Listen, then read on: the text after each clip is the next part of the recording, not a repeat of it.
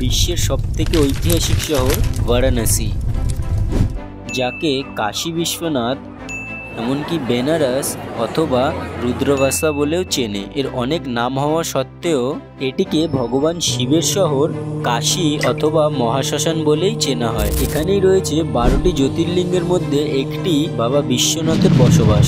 বলা হয় কাশী বা বারাণসী টিকে আছে বাবা ভোলানাথের ত্রিশূলের উপর। আরও আছে এখানকার সবথেকে জনপ্রিয় সন্ধ্যা আরতি, আর এখানকার শান্ত গঙ্গা এবং সারাক্ষণ আগুন জ্বলতে থাকা মণিকর্ণিকা ঘাট। আর এখানকার স্ট্রিট ফুড ভুললে হবে? একদমই না। আর এখানকার অলিগলির কথা বাচ্চারাও বলে দেবে। তাহলে যাবেন নাকি আমার সাথে? Welcome to Banaras.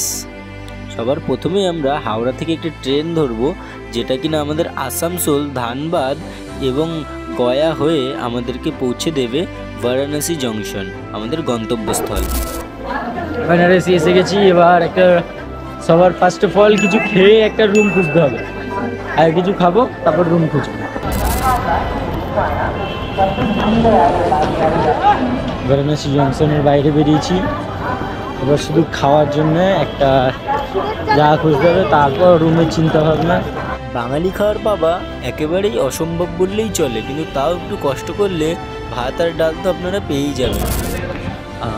রুমে গেছিলাম, রুমে গিয়ে ফ্রেশ হলাম, ফ্রেশ হয়ে এখন স্টেশনের দিকে বেরিয়েছি। এখান থেকে একটা টোটো বা অটো ধরবো, অটো ধরে মন্দিরের দিকে যাবো। এদিকে ওখানে গিয়ে 2-3টে আই থিঙ্ক মন্দির দেবো, যা দেখবো। তারপর আজকে যেহেতু অনেক ঘাটাঘাটি হচ্ছে, তো আজকে রেস্টটাও করতে হবে, তারপর রাতে এসে রেস্ট নিয়ে আবার সকালে বেরোবো। একেবারে স্টেশনের সামনে থেকেই টোটো বা অটো ছাড়ে মাত্র 20 টাকা পার পার্সন হিসেবে আপনাদের মেন ঘাটে নিয়ে চলে যাবে। টোটো থেকে নেমে সোজা চলে এসেছি কাল ভৈরব বাবার মন্দির। এখানে এখনো গলিতে এসেছি, মন্দিরে এখনো আসিনি।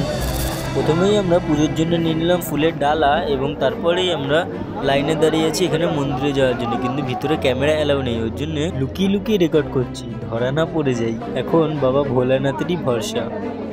সামনে এখানে আরেকটা মন্দির ছিল, কিন্তু আমাদের উদ্দেশ্য হলো কাল ভৈরবের মন্দির, যেটা ওখানে।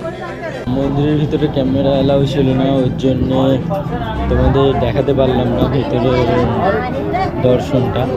একদম সময় নষ্ট না করে আমরা চলে এলাম কাশী বিশ্বনাথের দর্শনে। আর এখানে লাইন তো সে কি বলবো, কিন্তু এখানে ক্যামেরা অ্যালাউ একদমই করলো না।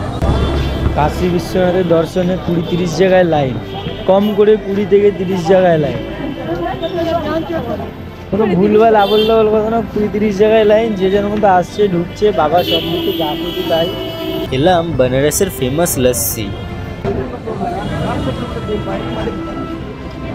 এমন বড় একটা ভালো কিছু খেয়েছি। দর্শন হয়ে গেছে, এবার যাচ্ছি হোটেলের দিকে। যেতে কিছু একটা খাওয়ার জন্য নিয়ে নেবো, খাওয়ার জন্য খেয়ে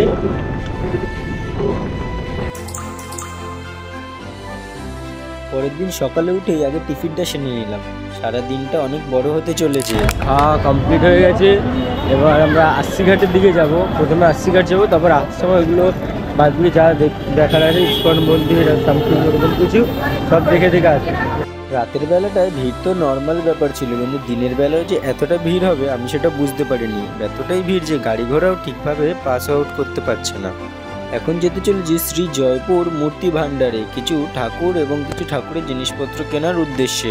কেনাকাটি হয়ে গেছে, এবার ঘোরার পালা। এখন এসেছি আমরা মৃত্যুঞ্জয় কুয়োর এখানে।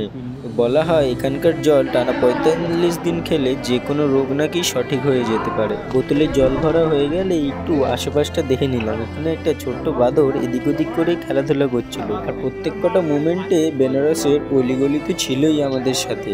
আর তার উপর এখানকার ফেমাস চানা। এরপর আমরা বেরোলাম বোট রাইডিংয়ে। পার পার্সন 100 টাকা হিসেবে 40টি ঘাট ঘুরে দেখাবে, তাই বসে পড়লাম একদম দেরি না করেই। এবং এক এক করে প্রত্যেক কটা ঘাট এবং তাদের অধিকাংশ অংশই দেখা যাচ্ছিল বোটে বসে। সমস্ত ঘাট ঘোরা হয়ে গেলে আরেকটি জায়গায় লাভ হলো, যেখানে উট এবং ঘোড়ার পিঠে করে আপনি চড়ে দেখতে পারবেন পুরো জায়গাটা। এবার যাব হলো বেনারসের সব থেকে ফেমাস সন্ধ্যা আরতি দেখতে। ওর জন্যই হেঁটে হেঁটে ঘাটের দিকে যাচ্ছি।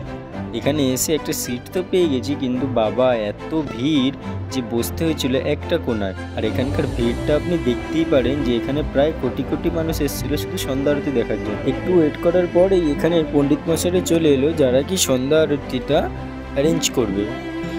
সত্যি এটা দারুণ।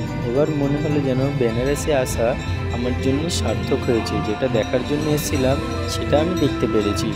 আর এটা দেখাটা সত্যিই খুব ভাগ্যের বিষয়। একদম খুব সুন্দর আর খুব সফলভাবে আমার এই জার্নিটা সম্পূর্ণ হলো। তো আশা করছি ভিডিওটা আপনাদের খুবই ভালো লাগবে। যদি ভালো লাগে তো প্লিজ একটা লাইক করে চ্যানেলটাকে সাবস্ক্রাইব করবেন, যাতে আমাকে এবং আমার ভিডিও আপনি সবার প্রথমে দেখতে পারেন।